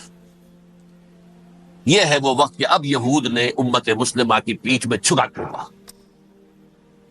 وہ کیسے؟ ایک یہودی عبداللہ ابن سبا اسلام کا لبادہ اوڑھ کر آ گیا، معاشرے کا جائزہ لے لیا، ان میں بنو ہاشم اور بنو امیہ میں جو پرانی کشاکش تھی اس کے کچھ نہ کچھ جراثیم باقی ہیں، اگر ان کو ذرا بھڑکا دے تو مسلمانوں میں انتشار پیدا ہو گئے۔ کہا یہ عثمان کون ہے؟ یہ تو بنو امیہ میں سے ہے، یہ حق تو بنو ہاشم کا ہے، خلافت ان کے پاس ہونی چاہیے، محمد کے تو رشتہ دار وہ ہے صلی اللہ علیہ وسلم۔ عوام الناس کے اندر بات پھیلنی شروع ہوئی، پھر ایک بڑی سازش کے انداز میں حضرت عثمان کے خلاف پروپیگنڈا، حضرت عثمان کے جو عاملین تھے، گورنر تھے، ان کے خلاف پروپیگنڈا، اور ایسی ہوشیاری کرتے تھے کہ کوفے کے حاکم کے خلاف کچھ نہیں کہنا، اجی مصر میں یہ ہو رہا ہے، اجی شام میں یہ ہو رہا ہے، اجی یہ جو عثمان ہے وہ یہ کر رہا ہے، یہ ظلم ہو رہا ہے، یہ لوٹ مار ہو رہی ہے، یہ خیانتیں ہو رہی ہے۔ اب نہ تو اس زمانے میں مینز آف کمیونیکیشن، کیسے تصدیق کریں؟ افواہیں تو آپ آج کراچی کے اندر شروع ہو جائے تو پتہ نہیں چل سکتا کسی کو کہ کیا اس میں صداقت ہے کیا جھوٹ ہے، اور بری بات جو ہے فطرت انسانی کی کمزوری ہے، وہ فوراً قبول کرتا ہے، کسی کے بارے میں اچھی بات ماننے کو تیار نہیں ہوتا، لیکن بری بات تو فوراً تیار۔ بہرحال یہ فتنہ انہوں نے اٹھایا، حضرت علی کی الوہیت کا فتنہ اٹھایا، حضرت عثمان کے خلاف الفتنۃ الکبریٰ برپا کیا، حضرت عثمان شہید ہوئے۔ اس کے بعد 5 برس تک مسلمان ایک دوسرے کی گردنیں کاٹتے رہے، باہمی خانہ جنگی ہوئی، امت کو وہ زخم لگایا ہے جو آج تک جس سے خون رس رہا ہے۔ یہ شیعان عثمان اور شیعان علی تھے، جو بعد میں پھر سنی اور شیعہ ہو، اور آج تک ہیں۔ فتنہ کس نے جگایا؟ ایک عبداللہ ابن سبا یہودی اور اس کے کارندے، شیطان کا ایجنٹ، اور انسانوں میں سے بھی اس کے جو بھی حواریین تھے اور شیطانوں کے اندر سے بھی تھے، انہوں نے بھی اس آگ کو بھڑکایا۔ یہ آپ سوچ لیجئے کہ یہ کس نے وہ زخم لگایا؟ یہودی۔ اگلا دور آیا، خلافت راشدہ ختم ہوئی، بنو امیہ کا بھی دور کافی گزر گیا۔ طارق ابن زیاد 712 عیسوی میں حملہ کرتے ہیں اسپین پر۔ اسپین اس وقت عیسائیت کا بہت بڑا گڑھ، بہت بڑا گڑھ، بڑے کٹر ترین عیسائی جو ہے وہ اسپین میں تھے۔ لہذا یہودیوں کی وہاں بہت پٹائی ہوتی تھی، بہت پٹائی ہوئی، میں بتا چکا ہوں، دشمنی تھی ان کی تو چلی آ رہی تھی عیسائیوں کے ہاتھوں یہودیوں کی، وہ تو سن 300 عیسوی سے ایمپرر کانسٹنٹائن کے بعد سے شروع ہو گئی تھی۔ اس حوالے سے یہودیوں نے اس وقت چالاکی یہ برتی، کچھ راستے واسطے بتائے، کچھ مدد کی طارق ابن زیاد کی۔ طارق ابن زیاد نے انہیں اپنا محسن سمجھا، ہسپانیہ فتح ہو گیا تو یہودی چونکہ محسنین کی فہرست میں آ چکے تھے، انہیں بہت اقتدار نصیب ہوا، بڑی سپورٹ مسلمانوں نے دی۔ ان کے بڑے بڑے علماء جو ہیں اسی دور کے اندر پیدا ہوئے، بڑے بڑے تھنکرز ان کے اسی دور میں پیدا ہوئے۔ بن گوریون جو کہ ایک وزیر اعظم تھا اسرائیل کا، اس نے یہ لکھا ہے اپنی کتاب میں، Muslim Spain was the golden era of our diaspora. وہ ڈائسپورا جو 70 عیسوی سے شروع ہوا تھا اور 1917 عیسوی تک جاری رہا ہے، اس میں سے گولڈن ایرا ہمارا جو تھا وہ مسلم اسپین تھا۔ ہسپانیہ میں بیٹھ کر ہم نے عیش کیے، لیکن وہاں سے انہوں نے اور جو کچھ کیا، یہ تو داستان کے تو بہت سے گوشے ہیں، لیکن میں جس اسٹریٹ لائن میں چل رہا ہوں اس کے اعتبار سے ایک بات سمجھ لیجیے، وہاں بیٹھ کر انہوں نے اب عیسائیت کی پیٹھ میں چھڑا گھونپا، پروٹیسٹنٹ مذہب پیدا کیا، تقسیم کر دیا، جیسے شیعہ سنی کی تقسیم، عبداللہ ابن سبا، رومن کیتھولک اور پروٹیسٹنٹ کی تقسیم، یہودی علماء۔ ہوتا کیا تھا، ہسپانیہ کی یونیورسٹیاں ہیں، کورڈووا میں ہے، ٹولیڈو میں ہے، گراناڈا میں ہے، غرناطہ، قرطبہ، تولیتلا، اور وہاں آتے تھے لوگ، فرانس سے چلے آ رہے ہیں نوجوان پڑھنے کے لیے، جرمنی سے چلے آ رہے ہیں، اٹلی سے چلے آ رہے ہیں، 3 ہی ملک قریب ترین پڑھتے ہیں سینٹرل جو یورپ کے ہیں۔ یہاں پر جو ہے وہ اسلام جو نور پھیلا رہا تھا اس سے بھی مستفیض ہوئے، جہالت کے جو ہے پردے ان کے وہ چھٹے، اس کے ساتھ ہی وہ یہودی وہاں ان کے اندر جو جراثیم داخل کر رہے تھے وہ اس عیسائیت کے خلاف بغاوت تھی، جو اس وقت دنیا میں عیسائیت اس وقت تھی، پوپ کا راج تھا دنیا میں اس وقت۔ یورپ میں جو عیسائیت تھی اس میں ایک طرف بادشاہ تھے، لیکن بادشاہوں کی حیثیت وہاں پر یوں سمجھ لیجئے کٹ پتلیوں کی تھی، اصل قوت پوپ کے ہاتھ میں تھی۔ اور پوپ کو انہوں نے جیسے قرآن نے کہا اتخذوا احبارهم ورهبانهم اربابا من دون اللہ، کیونکہ سینٹ پال نے شریعت موسوی ساقط کر دی تھی تو اب شریعت تھی ہی نہیں، پوپ کو اختیار تھا جس چیز کو چاہے حلال قرار دے دے، جس چیز کو چاہے حرام قرار دے دے۔ اتخذوا احبارهم ورهبانهم اربابا من دون اللہ۔ انہوں نے کہا صاحب یہ پوپ کس بلا کا نام ہے، یہ بھی انسان ہے، بات تو ٹھیک تھی نا، اصل حیثیت تو کتاب کی ہونی چاہیے، ڈیوائن بک، ریویلڈ اسکرپچر، لہذا یہ کتاب ہر شخص پڑھ سکتا ہے، کوئی پوپ کے باپ کو جو ہے کوئی اس کے لیے پروپرائٹری رائٹس تو نہیں ہے کہ صرف پوپ پڑھ سکتا ہے یا پادری پڑھ سکتے ہیں، ہم بھی پڑھ سکتے ہیں، ہم بھی سمجھ سکتے ہیں۔ یہ باتیں تھی کہ جن کو بڑھا چڑھا کر بیان کر کے اور پوپ کا اقتدار ختم کرا دیا اور توجہ مرکوز کر دی بائبل کی طرف۔ اب بائبل میں بڑا حصہ تو اولڈ ٹیسٹامنٹ کا ہے، نتیجہ کیا ہوا، یہود کی عظمت پروٹیسٹنٹس کے نزدیک مسلم ہو گئی۔ اصل قوم تو یہ ہے، وہ دشمنی بدلی کہ نہیں بدلی، موسیٰ کے امتی یہ ہے، تورات موسیٰ کو دی گئی، ابراہیم کی نسل یہ ہے، لہذا وہ جو دشمنی تھی، جو عداوت تھی کہ ہمارے خدا کو سولی چڑھانے والے ہیں یہ بدماش، اس کا ازالہ ہوا۔ اس پروٹیسٹنٹ مذہب کے نتیجے میں یہ میں اب آپ کو بتاتا ہوں کہ ایک نتیجہ وہ نکلا ہے جسے برٹرنڈ رسل نے بیان کیا ہے، اس کی کتاب ہے ان پریز آف آئیڈلنس، صفحہ 108۔ وہ لکھتا ہے دی Christians retaining the Judaic belief in a special revelation added to it the Roman desire for worldwide domination and the Greek taste for metaphysical subtleties. The combination produced the most fiercely persecuting religion that the world has yet known. یہ 3 چیزیں آ کر عیسائیت میں مل گئی۔ ایک تو جب یہ اولڈ ٹیسٹامنٹ جو ہے وہ ان کے ہاتھ میں آ گئی، اور اس کے میں کچھ آپ کو بتا دیتا ہوں کہ اولڈ ٹیسٹامنٹ کی تعلیمات، کیونکہ یہ اولڈ ٹیسٹامنٹ جو ہے یہ محرف تھی، اصل تورات تو گم ہو گئی تھی 587 قبل مسیح میں، جب پہلی مرتبہ ہیکل جو ہے تباہ ہوا ہے اس وقت ختم ہو گئی تھی۔ اس کے کوئی 150 سال کے بعد انہوں نے یادداشتوں سے مرتب کر کے لکھی ہے، اب اس میں ان کے اپنے خیالات، اپنے امانی، اپنی توجیحات وہ شامل ہو گئی۔ لہذا میں آپ کو حوالے دیتا ہوں اس کتاب کے اندر مظالم کی جو تعلیم دی گئی ہے. اہل کتاب نے اپنے مظالم قتل عام کے جواز کے لیے تورات میں تبدیلیاں کی اور پیغمبروں پر دہشت ناکی اور بدترین حرام کاری کے الزامات لگائے. سنیے، پہلا حوالہ ہے یہ گنتی باب 31 آیات 17-18. اس لیے ان بچوں میں جتنے لڑکے ہیں سب کو مار ڈالو، اور جتنی عورتیں مرد کا منہ دیکھ چکی ہیں ان کو بھی قتل کر ڈالو، لیکن ان لڑکیوں کو جو مرد سے واقف نہیں اور اچھوتی ہیں اپنے لیے زندہ رکھو. یہ کسی اللہ کی کتاب کا یہ جملہ ہو سکتا ہے؟ کسی ریویل بک کا؟ اور سنیے، یہ ہے استثناء ڈیٹرانومی باب 20 آیت 16-18. پر ان قوموں کے شہروں میں جن کو خداوند تیرا خدا میراث کے طور پر تجھ کو دیتا ہے کسی ذی نفس کو جیتا نہ بچا رکھنا، جیسا خداوند تیرے خدا نے تجھ کو حکم دیا بالکل نیست کر دینا. مرد، عورتیں، بچے، بوڑھے سب ختم. یہ کتاب مقدس ہے. اور سنیے، سموئیل باب 27 آیت نمبر 9. اور داؤد نے اس سرزمین کو تباہ کر ڈالا اور عورت مرد کسی کو جیتا نہ چھوڑا. نمبر 4، ان سب آباد شہروں کو ماں، عورتوں اور بچوں کے بالکل نابود کر ڈالا. کتاب استثناء باب 3 آیت 6. یہ ہے جو کہہ رہا ہے برٹرنڈ رسل، کرسچینٹی میں آ کر یہ تین چیزیں شامل ہو گئی. ایک تو یہ باربیرین، یہ تعلیم جو ہے، اور یہ مذہب کے نام پہ تعلیم، یہ کتاب مقدس کی تعلیم. نمبر 2، رومنز کے اندر جو ایک تمنا تھی ورلڈ ڈومینیشن کی، وہ عیسائیت کے اندر آ گئی. اس لیے کہ پوری رومن امپائر جو ہے عیسائی ہو گئی، اسے وراثت کے اندر ورلڈ ڈومینیشن کی جو ایک تمنا تھی وہ مل گئی. اور پھر یہ کہ انہوں نے جو توہمات تھے یونانیوں کے ان کو بھی اپنے ہاں مختلف شکلوں کے اندر جمع کر لیا.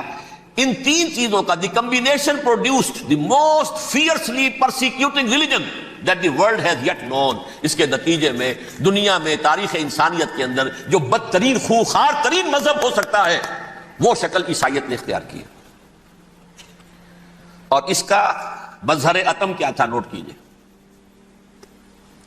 صلیبی جنگیں.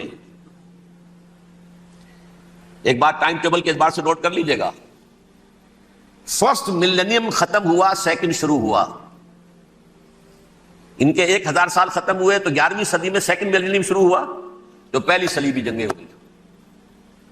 لاکھوں مسلمان قتل کیے. صرف یروشلم کے اندر اتنا خون بہایا ہے کہ خود ان کے ہسٹورینز لکھتے ہیں کہ جب ان صلیبیوں نے جب گھوڑوں کے ساتھ وہ چل رہے تھے گلیوں میں تو ان کے گھوڑوں کے گھٹنوں تک خون کی ندی بہ رہی تھی. جہاں سے گزرے ختم کرتے چلے گئے، آبادیاں کی آبادیاں ختم. اگرچہ اس کروسیڈ میں گیہوں کے ساتھ گھن بھی پسا، یہودی بھی بہت مارے گئے. یہ فرانس سے، جرمنی سے جب یہ کروسیڈرز آ رہے تھے 3000 میل کا سفر طے کر کے آئے تھے. سوچئے تو صحیح، اربن ثانی پوپ جو تھا آگ لگا دی تھی اس نے پورے یورپ کے اندر. شرم سے ڈوب مرو، تمہارے مقدس علاقے مسلمانوں کے ہاتھ میں. انفیڈلز، یہ کافر، یہ مرتد، یہ ملحد. مسیح جہاں پیدا ہوا، مسیح کو جہاں سولی دی گئی، وہ کہاں ہے؟ ان کے ہاتھ میں. وہ آگ لگائی ہے، 3000 میل کا فاصلہ طے کر کے یہ قومیں آئی ہیں وہاں، اور جو تباہی مچائی ہے انہوں نے. تاریخ انسانی میں ایسی بربریت کی کوئی مثال. اور یہ ان کے اپنے ہسٹورینز لکھتے ہیں. شرم کے مارے ایسے محسوس ہوتا ہے جیسے ان کی گردنیں جھکی جا رہی ہوں لکھتے ہوئے. اب آگے چلیے، یہ جو بغاوت ہوئی پوپ کے خلاف، اس میں نوٹ کیجئے تاریخی اعتبار سے سب سے پہلے بغاوت کرنے والا ملک انگلستان تھا. اس نے اپنا چرچ علیحدہ بنایا، چرچ آف انگلینڈ. پوپ سے رشتہ منقطع. The first Protestant kingdom in Europe was England. اسی سے رشتہ جوڑی west white Anglo Saxon Protestants. ان میں اولیت کا شرف کسے حاصل ہے؟ برطانیہ شریف کو.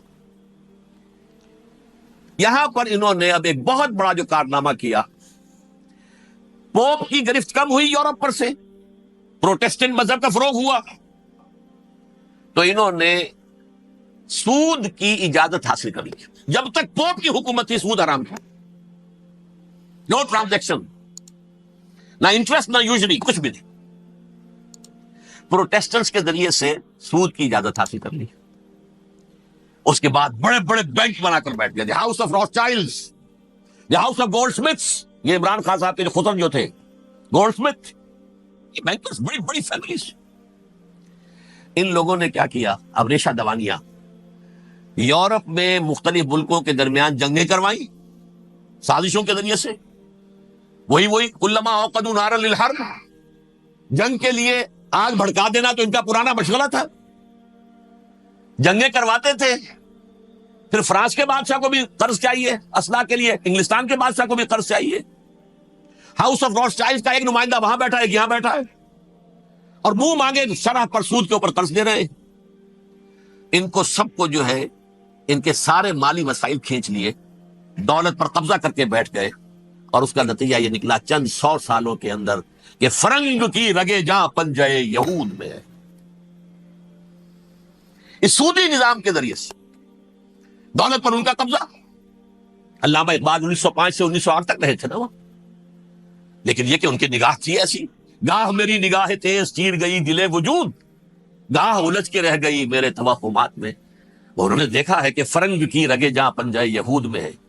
ابھی ہٹلر کا تو وجود بھی نہیں تھا، بعد میں ہٹلر کو محسوس ہو گیا نا واقعتاً ہمارا اصل دشمن یہ یہودی ہے جو یہاں پر بیٹھا ہوا، جو ہمارا خون چوس رہا ہے۔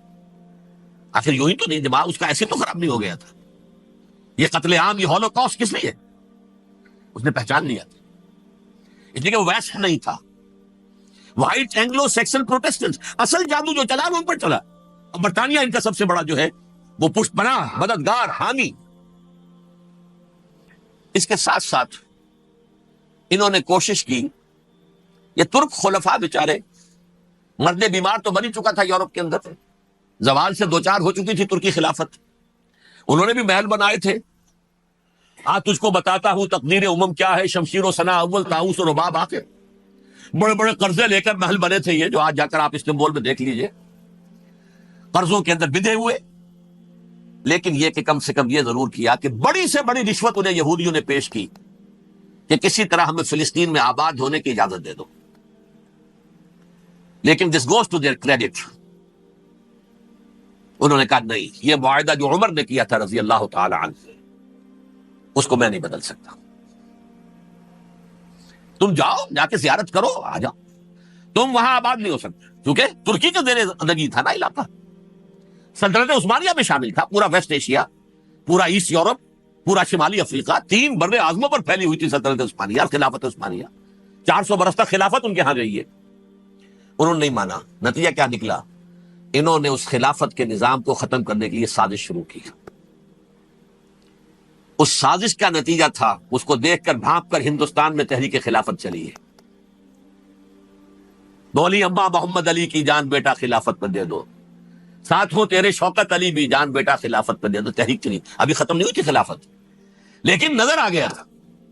بڑا پیارا واقعہ ایک صاحب نے سنایا ہے کہ جب شیخ الہند جو ہے اسیر تھے مالٹا میں، یہ 1915 سے 1920 تک رہے، تو وہاں جو تھا مالٹا کا جو کیمپ تھا جس میں کہ یہ اسیر تھے، اس کا کمانڈانٹ جو تھا انگریز، انہوں نے دیکھ لیا تھا یہ بہت فرشتہ خصلت انسان ہے، نورانی شکل ہے، تو وہ اچھا میل ملاپ تھا۔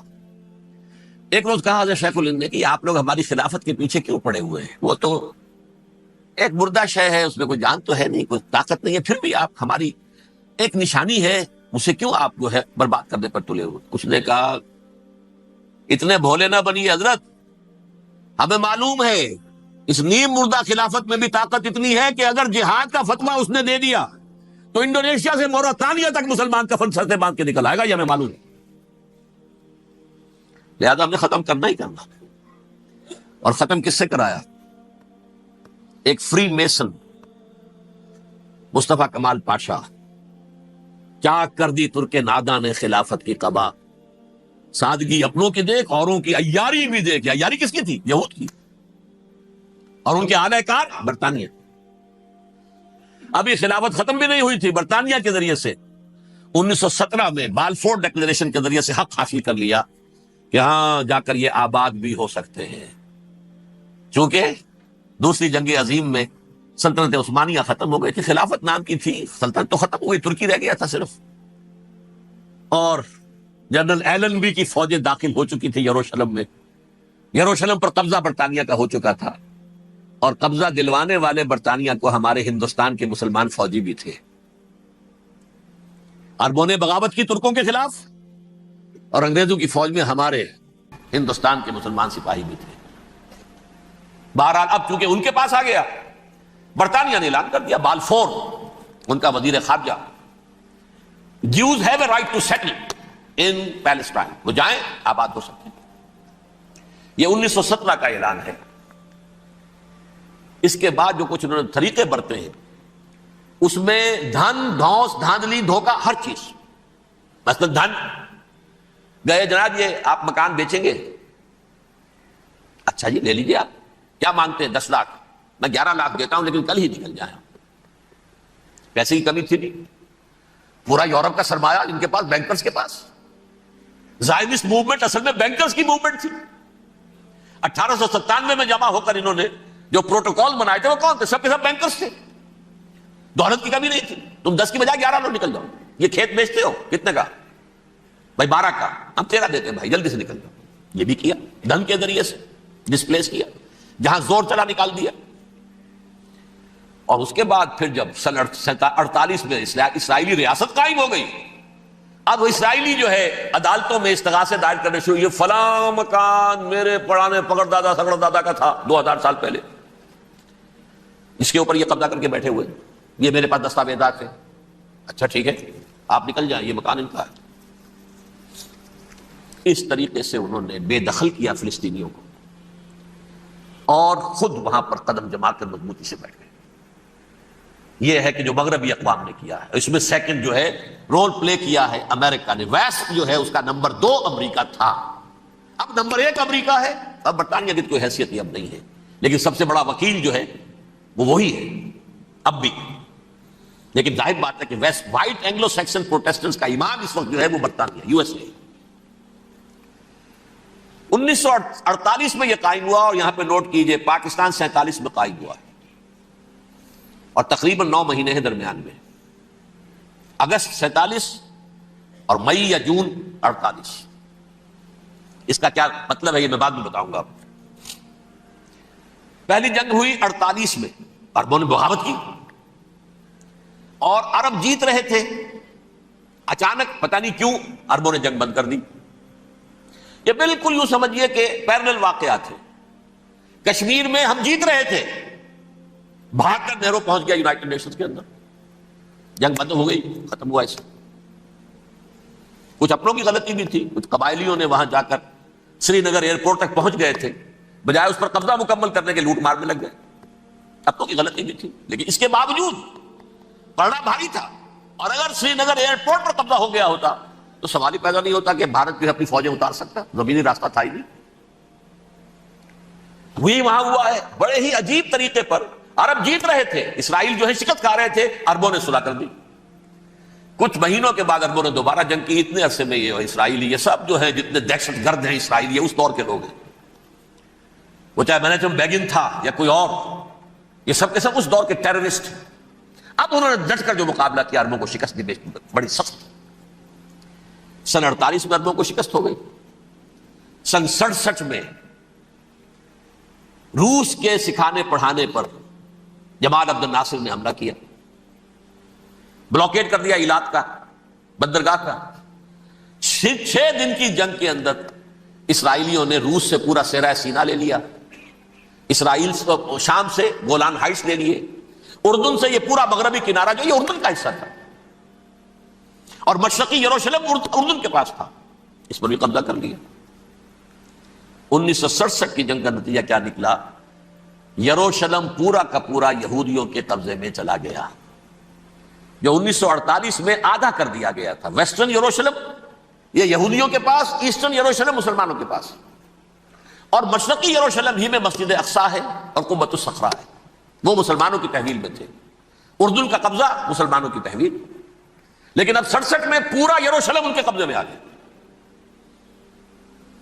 پھر بہرحال مصر نے ایک کوشش کی بدلہ لینے کی سن 73 کی جنگ میں، اور اس میں کوئی شک نہیں بڑی شجاعت کا مظاہرہ کیا۔ رمضان وار آف 1973 بارلیو لائن کراس کر دی، جسے وہ سمجھتے تھے کہ کوئی طاقت دنیا کی ہمارے اس دفاعی جو ہے لائن اس کو کراس کر نہیں سکتی۔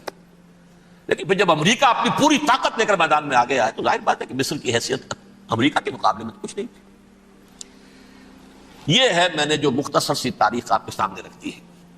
اب جو اصل مسئلہ ہے سمجھ، یہ سین کیا ہے، منظر کیا ہے. یہ پہلو وہ ہیں بہت سے کہ جو شاید بہت سے حضرات کی نگاہوں میں نہ ہو، باقی تو یہ تاریخ کے واقعات ہیں، اکثر لوگوں کے علم میں ہوں گے. یہودیوں میں بھی ایک بڑی شدید اندرونی کشاکش ہے. جیسے ہم مسلمانوں میں کچھ مسلمان وہ ہیں جو نماز روزے کی پابندی کرتے ہیں، دین سے انہیں تعلق ہے، کچھ وہ ہیں جو نہ نماز نہ روزہ، نہ کچھ نام تو ان کے ہیں، محمد حسین ہے، غلام علی ہے تو صحیح، سیکولر ذہن ہے، مادی پرستی ہے، کچھ نہیں ہے کہ نہیں. ایسا ہی ان کے ہاں بھی ہے.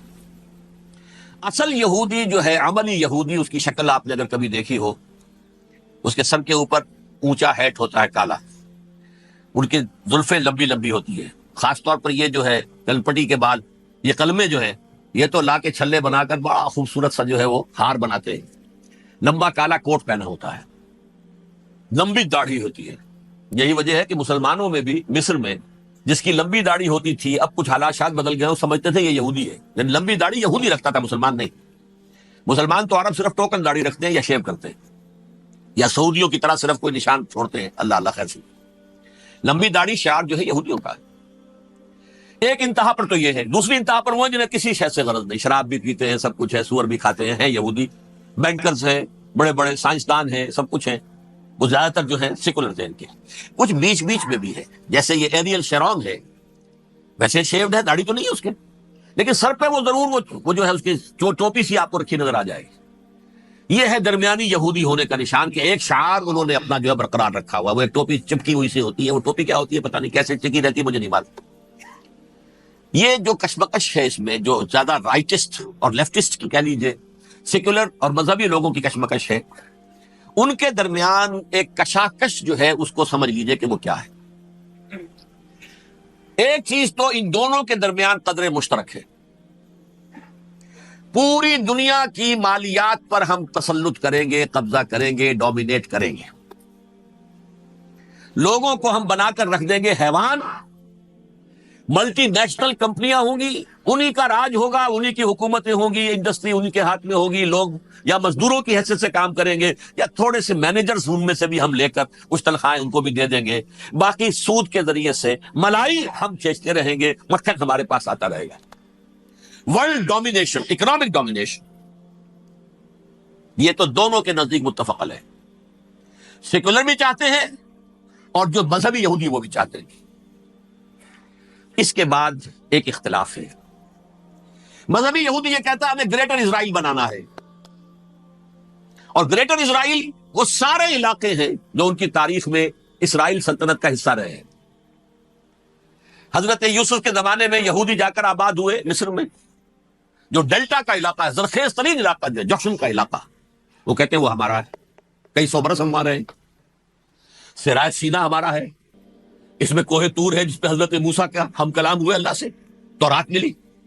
اس میں 40 برس تک ہم بھٹکتے پھرے ہیں. صحرائے تی ہے یہ یتیہون فی الارض 40 سنہ. پھر فلسطین تو خیر ہماری جدی پشتی جائیداد ہے، جاگیر ہے. پھر یہ عرب جو ہے یہ بھی مدینے تک ہمارا ہے، مدینے سمیت. ہمارے قبیلے وہاں تھے جہاں سے نکالا مسلمانوں نے. پورا عراق ہمارا ہے، پورا شام ہمارا ہے، اور ترکی کا بھی ایک علاقہ ہے ابتدائی، مشرقی جنوبی، وہ بھی ہمارا ہے. یہ ہے گریٹر اسرائیل کا نقشہ، یہ ہم نے بنانا ہے. جبکہ جو سیکولر ذہن کے لوگ کہتے ہیں کیا کرو گے اس کو بنا کے، اس میں جو عرب ہیں وہ تم سے لڑتے رہیں گے، تم انہیں مارو گے وہ تمہیں ماریں گے. اگر تم 10 مارو گے تو ایک تو وہ بھی ماریں گے نا تمہارا. ٹھیک ہے، فائدہ کیا ہے؟ اس کی بجائے ہم یہ کرتے ہیں کہ عرب اور اسرائیل مل کر، کزنز ہیں نا آپس میں. آپ کو معلوم ہے بل کلنٹن نے یہ الفاظ کہے تھے جب اسحاق ریبن سے معانقہ کرایا تھا شاہ حسین مرحوم کا، تو کیا کہا؟ You are cousins. حضرت ابراہیم کے 2 بیٹوں سے نسل ہے نا، حضرت اسماعیل سے عرب ہے، حضور ہے، اور حضرت اسحاق سے یہ بنی اسرائیل ہے، کزنز ہے. You are cousins. تو ہم کزنز مل کر ایک اکنامک یونٹ بناتے ہیں. جیسے ایشیا پیسیفک ایک یونٹ بن گیا ہے، آسیان ایک یونٹ بن گیا ہے، وغیرہ وغیرہ. پورا یورپ ایک یونٹ بن گیا ہے، ایک کرنسی بن گئی ہے. ہم اس پورے علاقے کو ایک اکنامک یونٹ بناتے ہیں. پیسہ اربوں کا ہوگا، ان کے پاس بہت دولت ہے. تیل ان کا ہوگا، بہت تیل ہے ان کے پاس. مزدور ان کے ہوں گے، بڑی تعداد ہے ان کی. مینجمنٹ ہماری ہوگی، ٹیکنیکل نو ہاؤ ہمارا ہوگا، سائنسدان ہم ہوں گے. ملائی ہم کھاتے رہیں گے، چھاچھ ان کو دیتے رہیں گے. تو ہمیں آم کھانے ہیں، پیڑ گننے کی کیا ضرورت ہے؟ خام خواہ ان کی دشمنی مول لیں، زیادہ دشمنی بڑھائیں. یہ اس چھوٹے سے اسرائیل کو تسلیم نہیں کرتے، ہم گریٹر اسرائیل کو کیسے تسلیم کر لیں گے؟ یہ لہذا اس خیال کو دل سے نکال. یہ اختلاف ہو گیا نمبر 1، بہت بڑا اختلاف. لیکن نمبر 2، اس اختلاف میں اتفاق یہ پیدا کیا گیا، یہاں ایک بات ہم آپ کی مانتے ہیں، ہم کسی بھی پیس پروسیس میں جروشلم نہیں دیں گے ان کو عربوں. یہ انڈیوائیڈڈ دارالخلافہ رہے گا اسرائیل. اور نمبر 2، مسجد اقصی اور قبۃ الصخرہ کو گرا کر تھرڈ ٹیمپل بنائیں گے. یہ مذہبی یہودیوں کو اتنی رشوت اگر وہ نہ دے تو وہ ان کے ساتھ کام کرنے کو تیار ہی نہیں ہے سر. یہ پورا پس منظر سمجھ لیجئے. اصل میں بٹوین دی لائنز سمجھے بغیر یہ خبریں جو آپ پڑھتے ہیں. ادھر امریکہ کا معاملہ کیا ہے؟ ایک طرف وہ پشت پناہ ہے، حمایتی ہے، پروٹیکٹر ہے، محافظ ہے اسرائیل کا. اسرائیل امریکہ ہی کی آؤٹ پوسٹ سمجھ لیجئے، اسی کی ایک ریاست سمجھ لیجئے. لیکن اس کے ساتھ ہی وہ اپنے جو دنیاوی عالمی مصلحتیں ہیں، وہ اتنی بڑی قوم عرب کی جو ہے اسے بھی دشمن کو نہیں بنانا چاہتا. ان میں بھی ماڈریٹس کو چاہتا ہے کہ رہے ماڈریٹس، یہ جو ہماری جیب میں ہے، حسنی مبارک ہو، شافعات ہو، جو ہماری جیب میں ہے. ورنہ یہ کہ وہاں پر اگر زیادہ ریڈیکل لوگ آ گئے تو ہمارا ویسے ہی بیڑا غرق ہوگا. لہذا وہ جبر کرتے رہے ان پر کہ صلح کرو کوئی نہ کوئی. یہ صلح کے لیے دباؤ امریکہ کا ہے، اسرائیل نہیں چاہتا صلح، دباؤ ہے امریکہ کا. اب میں آپ کو یاد دلاتا ہوں، خلیج کی جنگ ختم ہوئی، بش، یہ باپ اس کا جو اب ہے بش، اس کا بڑا بش جو سینئر، اس کی پاپولیرٹی ریشو جو ہے 89% تھی اس وقت امریکہ کے اندر. اس نے بڑی جنگ فتح کی تھی اور چند امریکی مرے صرف. لیکن اس نے ایک موقف اختیار کیا یہود کے خلاف. $10 بلین منظور ہو چکے تھے اسرائیل کو دیے جانے تھے نئے سیٹلمنٹس بنانے کے لیے اسرائیل میں. انہوں نے کہا یہ رقم میں ایشو نہیں کروں گا جب تک پیس پروسیس شروع نہیں کرتے. یہ دباؤ تھا جس کے آگے گھٹنے ٹیکنے پڑے $10 بلین کے لیے. لیکن اس کا بدلہ یہ چکایا کہ الیکشن میں ہرا دیا اسے. حالانکہ وہ ہیرو، فاتح، خلیج کی جنگ کا فاتح، 89% ریٹنگ، الیکشن میں 0. دباؤ تھا. اسی طرح بل کلنٹن کا دباؤ رہا، کسی طرح صلح کرو، کسی طرح صلح کرو، کسی طرح صلح کرو. اور اس معاملے میں میں یہ بات تسلیم کرتا ہوں، اس معاملے میں اس نے واقعتاً ایڑی چوٹی کا دور لگایا. اور یہ بھی تسلیم کرتا ہوں کہ اس کے دباؤ میں آ کر ایہود باراک جہاں تک چلا گیا تھا، اب کوئی نہیں جا سکتا. وہ آفر نہیں دے مل سکتی اب دوبارہ فلسطینیوں کو. یہ بھی میں بھول گیا آپ کو بتانا، یہ جب پروسیس شروع ہوا ہے جس کا نام تھا لینڈ فار پیس، اصول کیا دیا تھا امریکہ نے کہ دیکھو اسرائیلیوں، یہودیوں، تم نے سن 67 میں جو زمینیں ان سے چھینی تھی، جو علاقے، یہ ان کو واپس کر دو اور ان سے صلح کر لو، یہ سب تمہیں ریکگنائز کر لیں گے، جنگ ختم ہو جائے. صحرائے سینا دے دو، مصر تم سے صلح کر لے گا. وہ ہو گیا، انور سادات نے صلح کر لی، ریکگنائز کر لیا، صحرائے سینا واپس آ گئی. عربوں نے اسے اپنی فولڈ سے نکال دیا، عرب لیگ سے نکال دیا. شام بھی تیار رہا ہے لیکن پورا گولان ہائٹ مانگتا ہے وہ. ابھی جو پچھلے دنوں کلنٹن کے آخری دور میں گفتگو ہوئی تھی، اس نے کہا جتنا تم نے ہم سے علاقہ چھینا تھا سارا واپس کرو تو ہم کر لیں گے ریکگنائز. اس میں سے کچھ ایسا اسٹریٹجک امپورٹنس کا علاقہ ہے وہ یہودی کسی طور پر دینے کو تیار نہیں، لہذا صلح نہیں ہو سکی. شرق اردن سے جو علاقہ لیا تھا وہ ٹھیک ہے، وہ رکھو، اس کے اندر فلسطینی ریاست بنا دو. یہ علاقہ جو ہے فلسطینیوں کی میجورٹی ہے اس میں، تو اس کو فلسطینی ریاست بنا لو. ایک ریاست ودن ریاست ہو جائے گی، اسرائیل ریاست، فلسطینی ریاست. یہ ہے 3 مین پوائنٹس. چوتھی بات پہ آ کر روک دیتے تھے کہ یہ پھر بعد میں سوچیں گے یروشلم کا مستقبل کیا ہوگا، یہ موسٹ سینسٹیو ایشو جو ہے یہ بعد میں سوچیں گے. اب جب یہ پیس ٹاک شروع ہوئے تو یاد ہے اسحاق ریبین تھا، اسے کس نے قتل کیا؟ یہودی نوجوان نے. یہ تم کیسے دے رہے ہو زمینیں؟ ہمیں تو اور لینی ہے. تم نے صحرائے سینا واپس کر دیا، ہمیں تو جشن کا پورا علاقہ لینا ہے. مصر کا سارا فرٹائل ایریا جو ہے وہ لینا ہے اس سے. تم گولان ہائٹس دے رہے، ہمیں پورا شام لینا ہے. لہذا تم کیسے کر رہے ہو؟ لینڈ فار پیس، پیس اور نو پیس، نو لینڈ. زمین ہم واپس نہیں کریں، ہمیں تو اور لینی ہے۔ کس نے قتل کیا؟ یہودی نے، فلسطینی نے تو قتل نہیں کیا۔ احود باراک کی بات میں آپ کو بتا رہا ہوں، یہ یہاں تک چلا گیا تھا کہ اسرائیلی ریاست بھی ہم فلسطینی ریاست بھی مان لیں گے، یروشلم بھی مشرقی یروشلم دے دیں گے، تمہارا اقتدار ہوگا اس پر۔ البتہ یہ جو احاطہ ہے جس میں جنوب میں مسجد اقصی ہے اور ذرا شمال کی طرف ہے قبۃ الصخرہ۔ قبۃ الصخرہ آپ جانتے ہیں، جب بھی ٹیلی ویژن پر یروشلم سے کوئی خبر آ رہی ہے تو پیچھے وہ بڑا سا مینار، وہ گنبد نظر آتا ہے سنہرا، یہ وہ جگہ ہے چٹان، ٹیمپل ماؤنٹ۔ یہ پہاڑی تھی پہلے، جیسے کوہ صفا کوہ مروہ اب کیا رہ گئی ہے، کبھی پہاڑیاں تھی یہ۔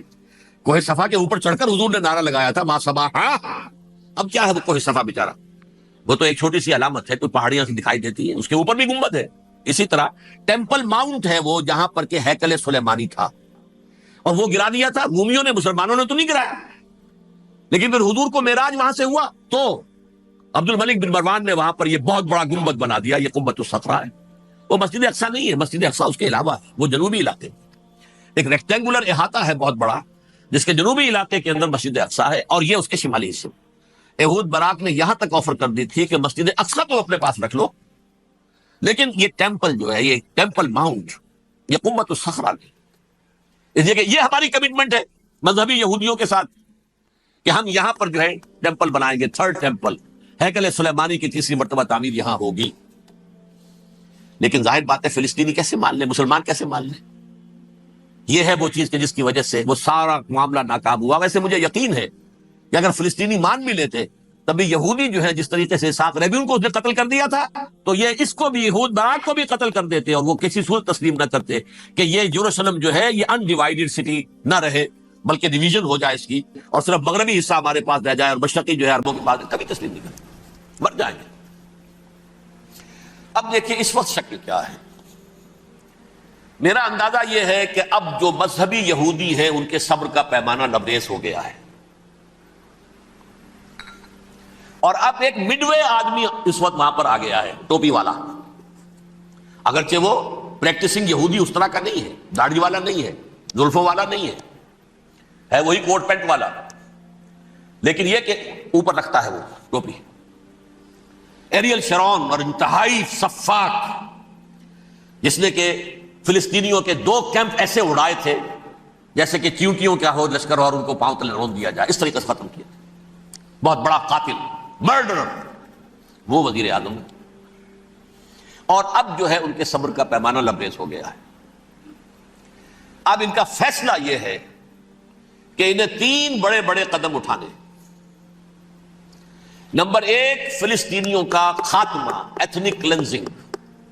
اگر یہ فلسطینی رہتے ہیں یہاں پر تو اگر 10 ہم ان کے ماریں گے تو 2-3 یہ ہمارے مار دیں گے، تو اسرائیلی کی جان تو بہت قیمتی ہے، یہ تو خیر 1000 بھی مر جائے تو کوئی بات نہیں، یہ تو کیڑے مکوڑے ہیں، جنٹائلز ہیں، گوئمز ہیں، یہودی وہ مر جائے، لہذا ان کا ٹنٹا بکاؤ، اب ان کو ختم کرو۔ وہ اشتہار شاید آپ کے نظروں سے گزرا ہوگا جس میں میں نے یہ الفاظ لکھے ہیں کہ بوسنیا کی ایتھنک کلینزنگ جو ہے ماند پڑ جائے گی، اور جو کچھ ایتھنک کلینزنگ ہوئی تھی 500 برس قبل ہسپانیہ میں، اس کا نقشہ آپ دیکھیں گے دنیا میں۔ اس وقت کیا ہوا تھا؟